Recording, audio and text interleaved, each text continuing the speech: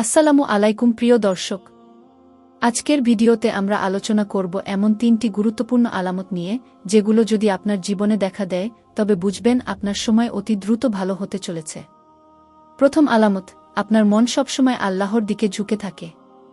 আপনার মন যখন দুনিয়ার মোহ থেকে সরে গিয়ে আল্লাহর ইবাদতের প্রতি মনোযোগী হয় তখন বুঝতে হবে আল্লাহ আপনার দিকে বিশেষ দয়া করছেন। কুরআনে বলা হয়েছে, তোমরা যদি আল্লাহকে স্মরণ করো তিনিও তোমাদের স্মরণ করবেন। সূরা বাকারা আয়াত 152। দ্বিতীয় আলামত, আপনি ধৈর্য ধরতে শিখে গেছেন। দুঃসময়েও যদি আপনি ধৈর্য ধরে আল্লাহর উপর ভরসা রাখতে পারেন তবে এটি একটি বড় আলামত।